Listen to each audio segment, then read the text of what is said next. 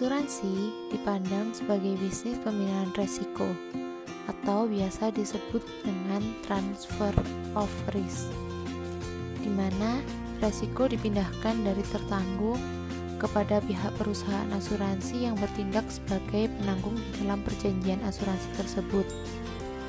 Sebagai konsekuensi dari adanya perjanjian pengalihan resiko tersebut, peserta wajib membayarkan sejumlah uang sebagai premi asuransi kepada perusahaan asuransi. Sedangkan konsekuensi bagi perusahaan asuransi adalah tanggung jawab untuk membayarkan sejumlah uang sebagai dana klaim asuransi kepada peserta apabila terjadi sesuatu keadaan seperti yang diperjanjikan di dalam polis asuransi. Apa saja sih fungsi dari asuransi? Fungsi dari asuransi yang pertama, memberikan penggantian kepada tertanggung atau pemegang polis karena kerugian, kerusakan, biaya yang timbul, kehilangan keuntungan, atau tanggung jawab hukum kepada pihak ketiga yang mungkin diderita tertanggung atau pemegang polis karena terjadinya sesuatu peristiwa yang tidak pasti. Yang kedua, memberikan pembayaran yang didasarkan meninggal atau hidupnya tertanggung dengan manfaat yang besarnya telah ditetapkan dan didasarkan pada hasil pengelolaan dana. Asuransi juga memiliki manfaat yang sangat menguntungkan. Kira-kira apa saja manfaat yang bakalan kita terima? Yang pertama, asuransi melindungi kita dari masalah di masa yang akan datang. Yang kedua, asuransi membantu kita mengelola keuangan. Dan yang ketiga, asuransi bisa meminimalisasi kerugian. Asuransi di Indonesia sudah diawasi oleh badan hukum loh. Kira-kira badan hukum apa saja yang mengawasinya? Yang pertama ada AAJI. AAJI atau biasa disebut dengan Asosiasi Asuransi Jiwa Indonesia adalah organisasi independen yang salah satunya bertujuan untuk meningkatkan kepercayaan masyarakat terhadap lembaga-lembaga asuransi jiwa di Indonesia. AAJI juga mengemban fungsi sebagai pengawasan kinerja perusahaan asuransi agar memberikan pelayanan yang terbaik pada masyarakat sesuai dengan standar yang ada. Keberadaan lembaga ini menjadi wadah bagi perusahaan-perusahaan asuransi jiwa maupun reasuransi di Indonesia. Wadah ini menjadi saluran terciptanya kerjasama yang baik antara perusahaan satu dengan yang lain, sehingga bisa meningkatkan kinerja jasa asuransi jiwa di Indonesia. AAJI juga memiliki visi dan misi. Visi dari AAJI yaitu untuk menyatukan tujuan seluruh perusahaan yang bergerak di bidang asuransi jiwa di Indonesia.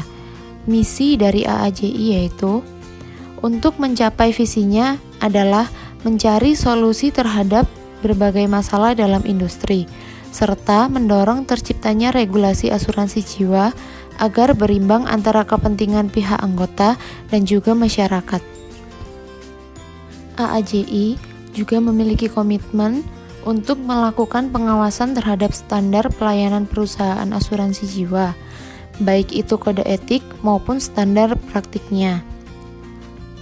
Peran dari AAJI yang pertama sebagai wadah aspirasi bagi perusahaan asuransi, yang kedua sebagai saluran komunikasi dan mitra pemerintah, yang ketiga sebagai saluran aspirasi masyarakat, yang keempat adalah sebagai alat motivasi perusahaan asuransi jiwa.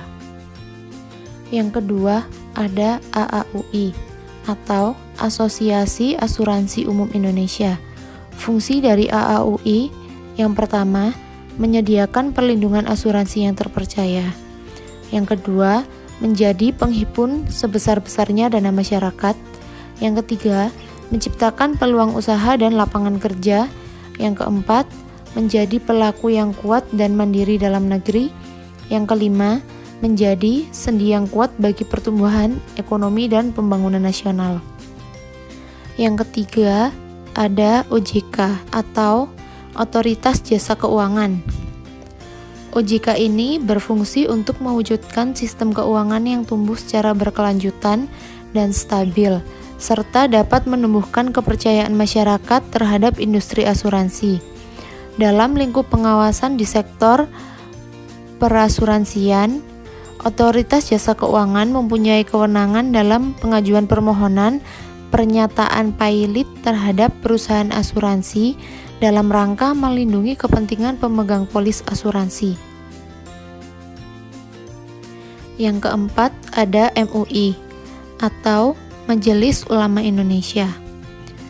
MUI adalah pihak yang memiliki otoritas untuk melakukan penilaian terhadap kesesuaian terhadap prinsip syariah. Dalam praktik bisnis asuransi, MUI mengeluarkan sejumlah fatwa sebagai pedoman bagi operasionalisasi bisnis asuransi syariah.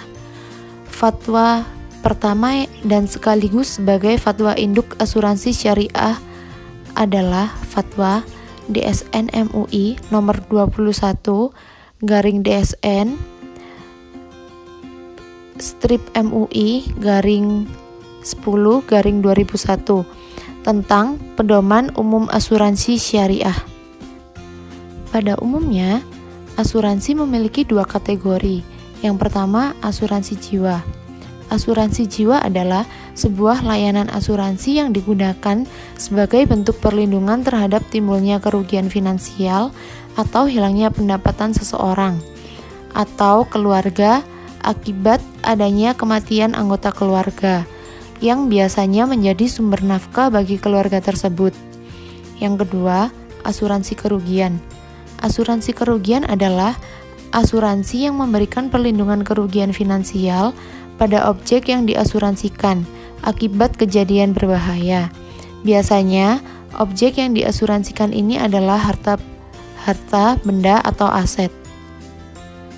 Ada 7 istilah penting dalam asuransi yang harus diketahui oleh masyarakat.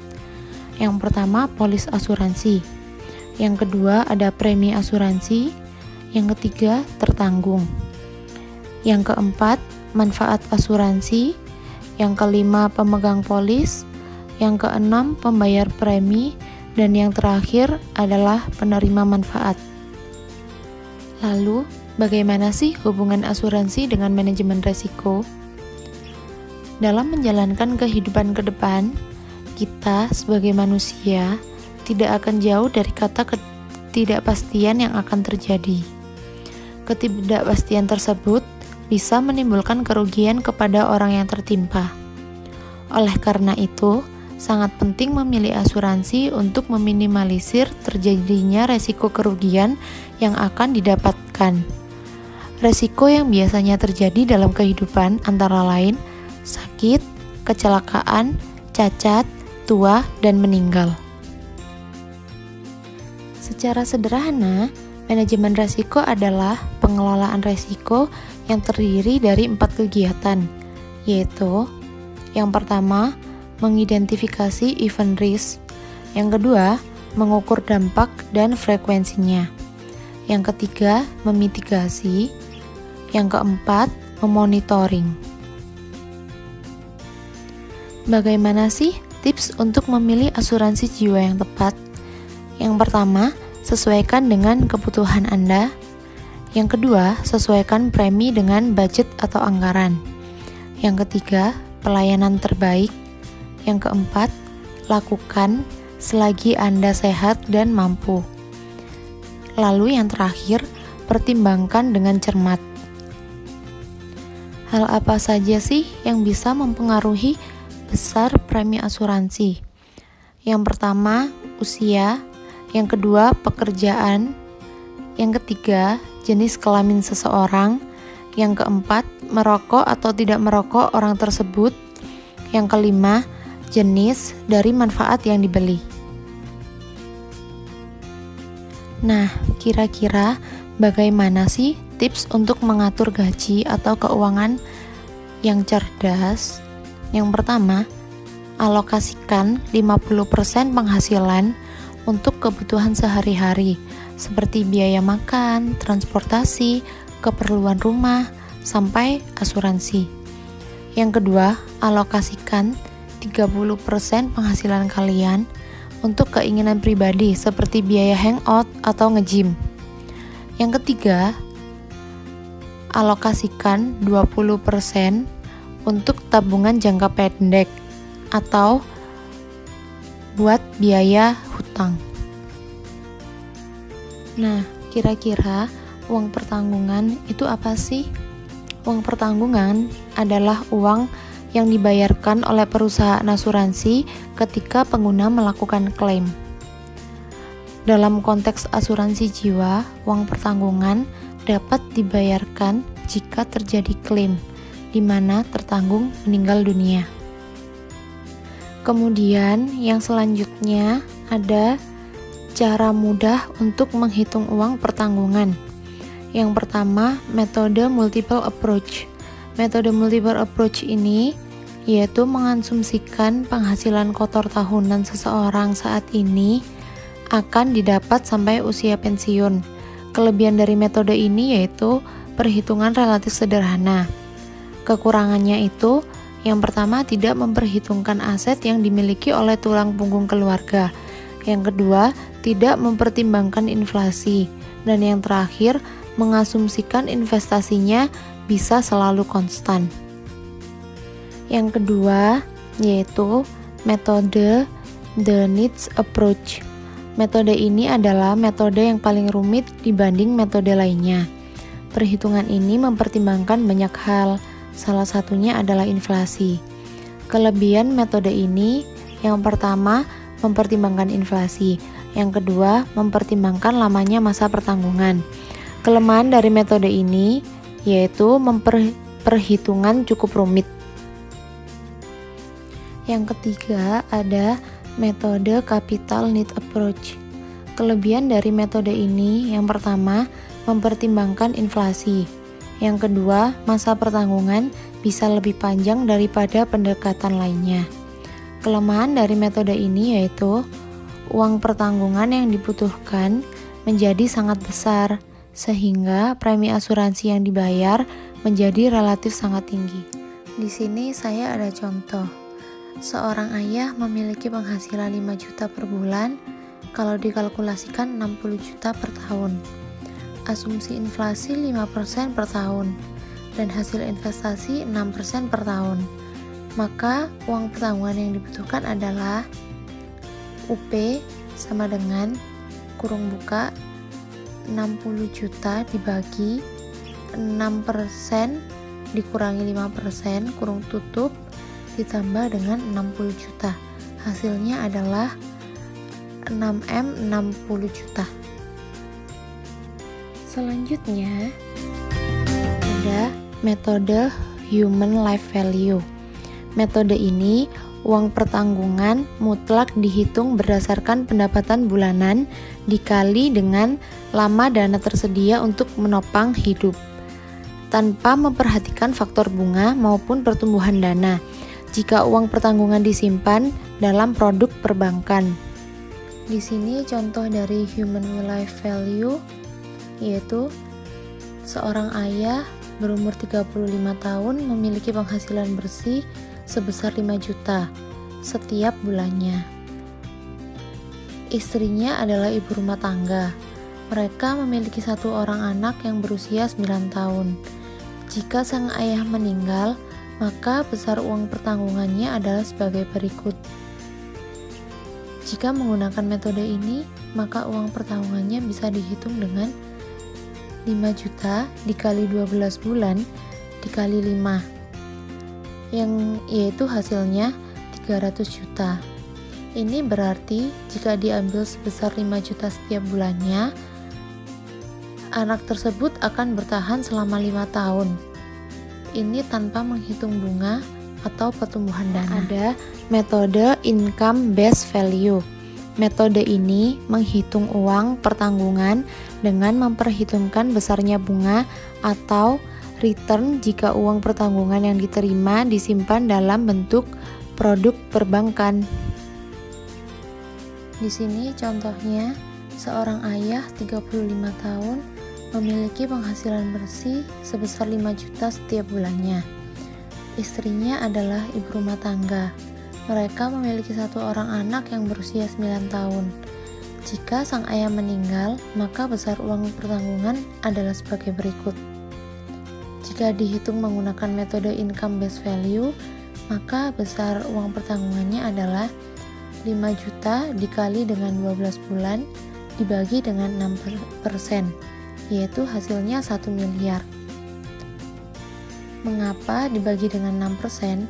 Karena jika uang pertanggungan diterima, maka dana tersebut ditempatkan di instrumen investasi pendapatan seperti ORI atau obligasi retail Indonesia, reksadana, pendapatan tetap, bukan pada deposito.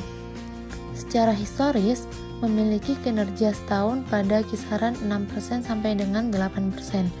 Jadi, uang sebesar 1 miliar akan menghasilkan 5 juta setiap bulannya, karena 1 miliar dikali dengan 6% dibagi 12 sama dengan 5 juta.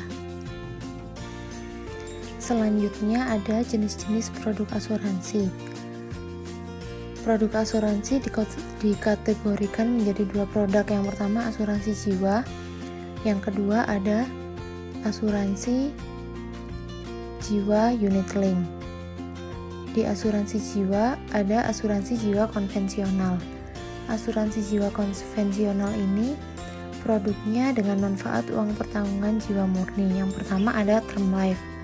Asuransi term life ini adalah sebuah konsep awal dan mendasar dari produk asuransi jiwa, yaitu untuk melindungi nasabah dalam jangka waktu tertentu.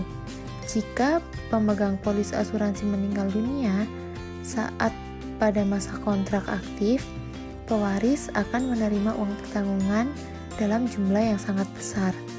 Yang kedua ada whole life, yaitu uang pertanggungan dapat dicairkan seluruhnya jika terjadi resiko dalam masa kontrak atau ketika kontrak berakhir. Pemegang polis akan memperoleh uang tunai dari premi yang dibayarkan setelah 3 tahun atau ketika kontrak berakhir, walaupun jumlahnya tidak terlalu besar karena bunganya yang hanya berkisar 4% per tahun. Yang ketiga ada dwiguna.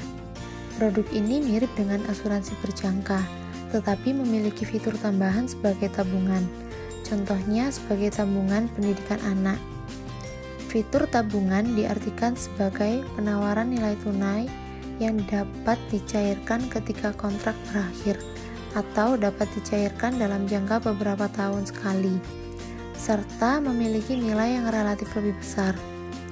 Premi yang harus dibayarkan pemegang polis ini akan lebih besar dibandingkan jenis asuransi lainnya, karena sebagian premi dialokasikan untuk fitur tabungan yang akan memberikan nilai tunai premi.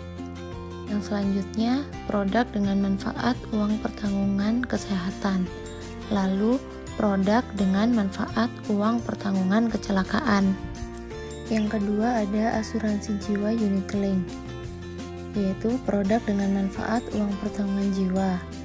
Produk dengan manfaat proteksi tambahan atau rider. Proteksi tambahan ini adalah yaitu proteksi kesehatan. Yang kedua, proteksi santunan kecelakaan. Yang ketiga, santunan sakit kritis. Dan yang keempat, manfaat pembebasan premi. Yang selanjutnya ada produk dengan manfaat nilai tunai. Nah, di instrumen pengelola nilai tunai itu ada high risk, high return, medium risk, medium return, dan low risk, low return. Yang selanjutnya ada biaya asuransi jiwa untuk unit link. Yang pertama, biaya akuisisi. Biaya akuisisi adalah biaya perolehan atas polis yang akan dibebankan perusahaan asuransi ke nasabah ketika membeli polis asuransi jiwa untuk mendapatkan fasilitas polis. Biasanya, biaya ini umumnya dipergunakan untuk membiayai operasional perusahaan. Biaya ini akan dibebankan selama 5 tahun saja, dengan presentasi yang semakin kecil setiap tahunnya. Yang kedua, biaya manfaat dasar. Biaya asuransi ini dibebankan sejak tanggal polis melalui pemotongan unit setiap bulan selama polis masih berlaku. Khusus pemotongan unit, untuk biaya asuransi tahun pertama akan diangsur selama 24 bulan mulai bulan ke-13 hingga ke-36 bersamaan dengan pemotongan unit untuk biaya asuransi tahun kedua dan tahun ketiga.